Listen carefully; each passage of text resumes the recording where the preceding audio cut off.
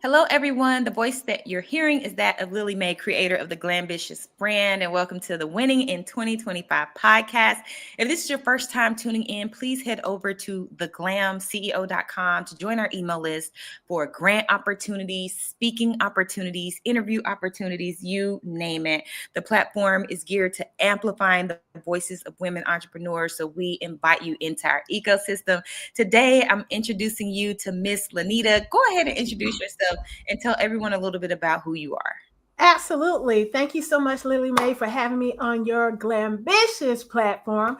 I am Lynita Mitchell-Blackwell, attorney, speaker, CPA, six-time best-selling author, and intuitive business coach. And I lead people to live lives full of peace, joy, and fulfillment without sacrificing the successes they've already won.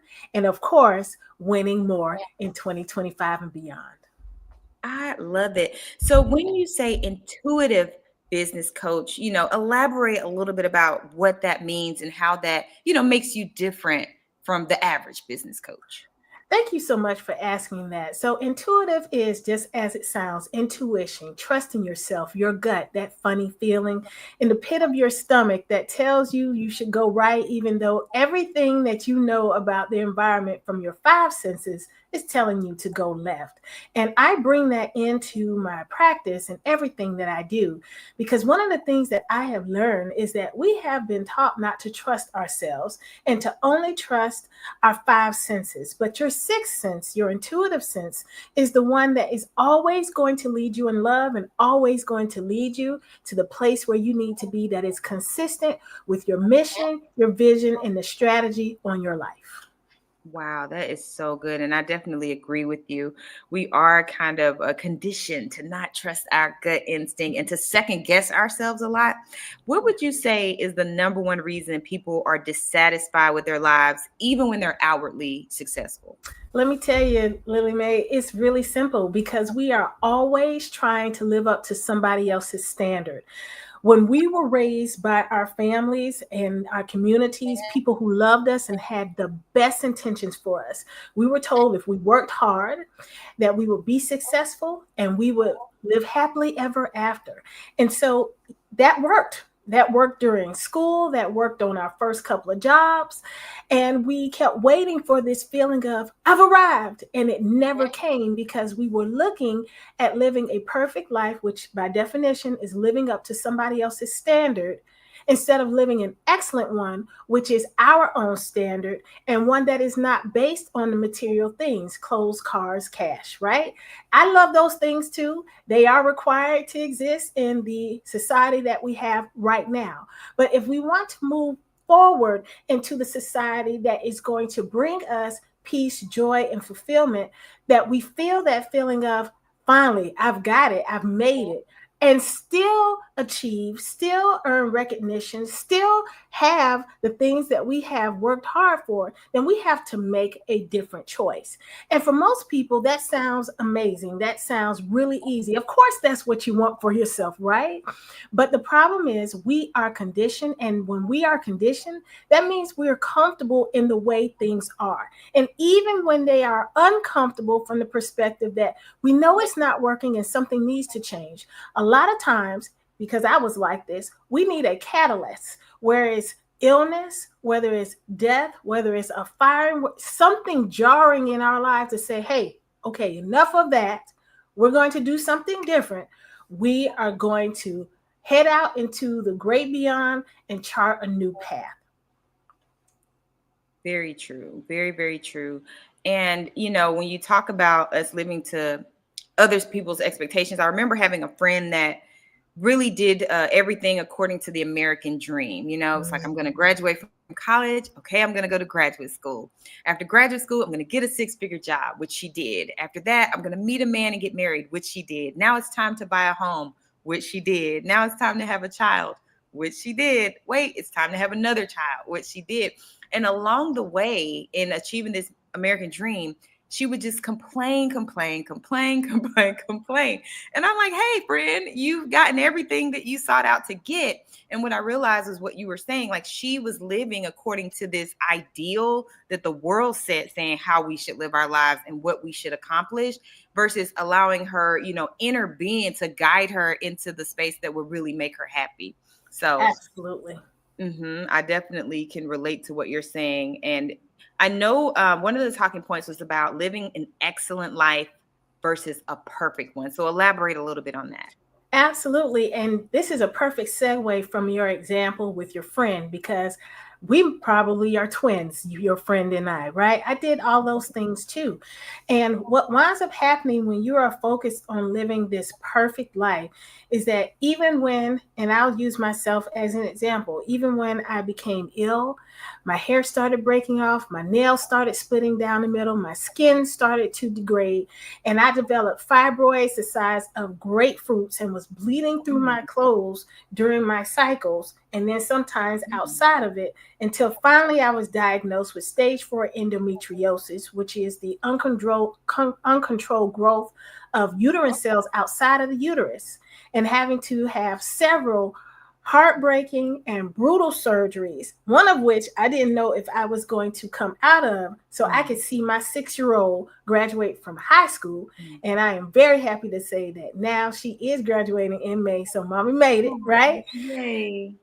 Even when you are going through all of that, because you are checking off the boxes on someone else's checklist, you have been conditioned to believe that this is the only way that it gets done. And there are, if we're going to be honest, there are some elements of people pleasing in there. There are elements of self-esteem issues in there. And it's definitely an issue of low self-prioritization. And that is the key. Once we decide that we have to put ourselves first in order to be strong for not just ourselves, but for our families, our businesses, and our communities, then the whole dynamic shifts and we are focused on an excellent life. See, an excellent life has grace built into it. Grace to say that my best may not be the same today as it is tomorrow, but under the circumstances that are presented to me, that what I am dealing with right now, this is what I have, because I have to take care of me first. You have to get up early in the morning and you have to stretch your body. You have to start off with some water. You have to pray and meditate.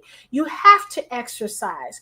You have to set your intention for the day. And these things need to be done before anybody comes into your space. Why? Because you have to reinforce what Drew Mack calls the Taurus-based energy field that we all have, so that we can engage with other people in love, but we can't allow whatever is going on with them into our hearts, because that is what takes us down. That is what pulls us off our square and into somebody else's version of what our lives are to be. We were all placed here for purpose, and we all have an individual calling that we have to hear. But if we are constantly caught up with listening to how someone else is living her life, then we can't hear it. And even after we get a glimpse of it, we're going to run away. So true, so true. And I know I've always had a bad habit of comparison.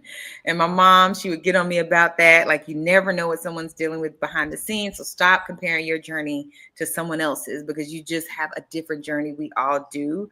And, I love that you shared kind of like a morning routine of things that we should be doing before we start to pour into the rest of the world. Like, I love the idea of starting the day with that self-investment, like 2 hours to invest in self with the meditation, the stretching, the prayer. I love that. I love that. So good.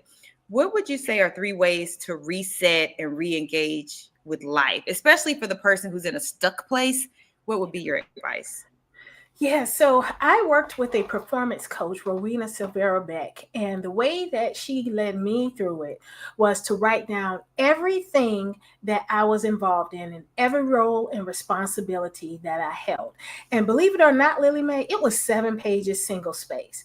And before the audience says, that's crazy, I would never, I'm going to challenge you. All of you have at least 5 pages, because you're not just a wife. especially if you have small children, you are also carpool. You are the cook. You are the first line of medical defense when they get sick. You are the housekeeper. You are all these things to that little person. And even when they get bigger and they're able to do certain things for themselves, there are still things that you, mommy, have to do to go behind them and make sure are done.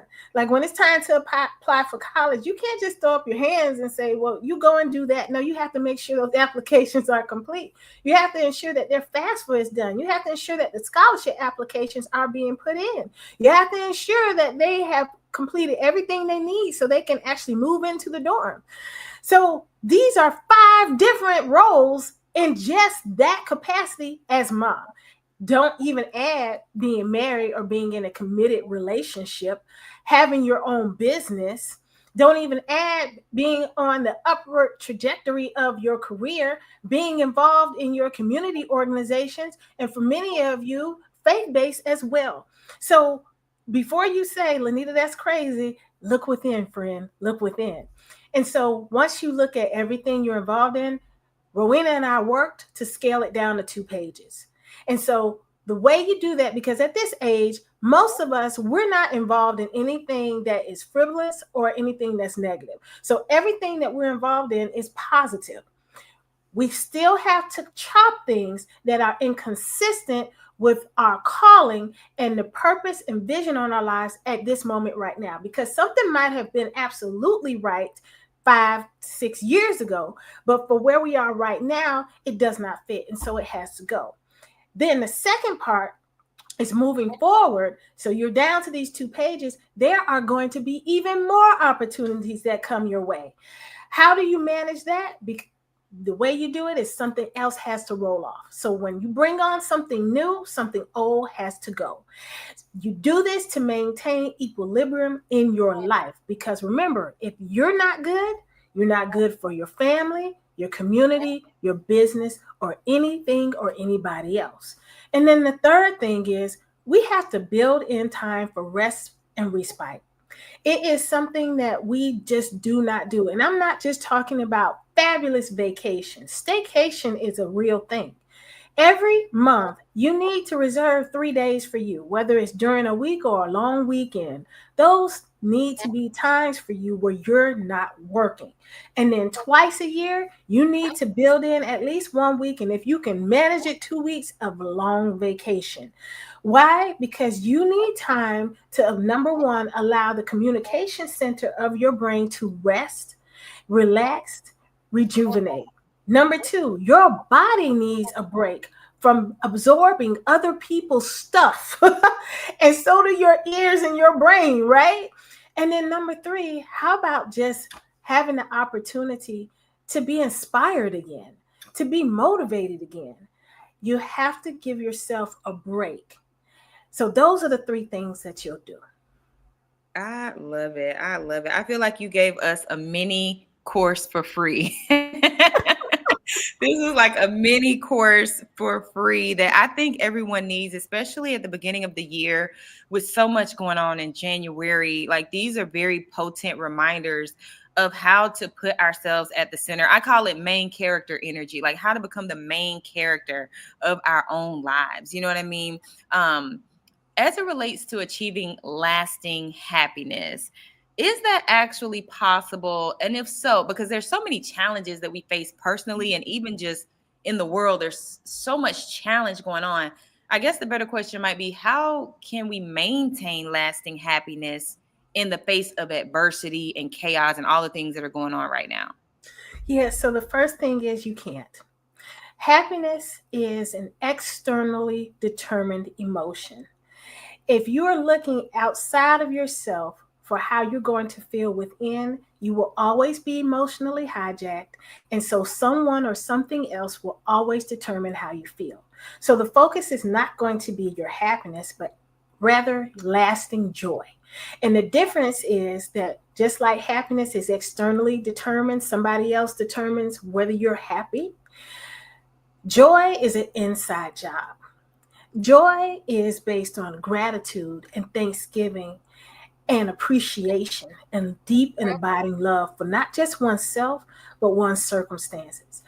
One of the things that I encourage people is no matter what is going on, if you keep in mind that this is for you, that there is a lesson to be learned, that there is something that you are supposed to get from whatever is going on. And once you get it, now it's time to come out of it. Now you can see the nuggets that will build the castle of joy within. And whenever things are going haywire in your life, you have a place to go. Now, it's not to say that you're always going to have a smile on your face, but you will always have a smile within your heart. And from that place, you can use your frustrations and your anger as a righteous emotion, one that catapults you and propels you to do the amazing rather than a destructive rage that will tear down everybody in your atmosphere, including yourself. Once you have self control, once you realize the potency of your joy, well, you become unstoppable. Absolutely. I love it. I think that's a very holistic and realistic perception of it. Really how to reclaim your happiness and how to tap back into it. Even after sometimes life might knock you off your center, there's a way to get back to that center. And I love the way that you articulated that. Let everyone know, how they can connect with you. If there are any offers that would allow them to work with you, let us know all those good things. Absolutely. So the best way for us to connect is my website, which is my name, LynitaMitchell-Blackwell.com, Lynita. And from there, we can connect on social. I invite you to join my email list. I send out some nuggets once a week, not too much. And also where I'll be next. My next event is my retreat. I do it twice a year, April and October. Is the Prioritize and Empower You retreat, where we go through many of the things that I discussed today and fortify you with the tools so that when you return back home, you won't forget what you learned, because we then follow up after our weekend together with 12 months of coaching so that you continue to live a self-prioritized life. Yes, a self-prioritized life. I love it. And just make sure again that you share your social media and just, any other links that they need to tap into. Absolutely. So my website, LynitaMitchell-Blackwell.com, Facebook, Lynita Mitchell Blackwell, Instagram, Lynita Mitchell Blackwell ESQ, TikTok, Lynita Mitchell Blackwell. I am pretty consistent across all. And, I have to do a shout out to my mom. Growing up, I was always frustrated that my name was not like everybody else's, Jennifer, Stacy, Lynita, because people always tripped over it, right? But now I really embrace it because there are no other Lynita Mitchell Blackwells in the world. So I'm really easy to find. Yes, shout out to mom, okay, for creating an original. I love it. I love it. Well, thanks again, Lynita, for coming on and just reminding us to be the main character this season in our own lives. Like, I'm definitely going to listen to the replay again myself so that I can actually take some notes, because I feel like this was definitely in alignment for the direction I'm going in as well in my own life. So this was really good. This was filled with gems. For those of you who are catching the replay, make sure that you comment replay and share in the comments like one of the gems that you're going to take action on in your own life. Let's start the conversation or keep the conversation going in the comments. So let us know which gem that you're going to take and move forward with in your life this season so that you could be the main character of your life. Again, if this was your first time tuning in to a Glambitious podcast, join the email list at theglamceo.com. We have some exciting events coming up. On March 1st, we'll be in Houston. And on July 6th, we're hosting a brunch during Essence Festival weekend. And we invite you to join us on the road. Thanks again for tuning in to another episode of Winning in 2025.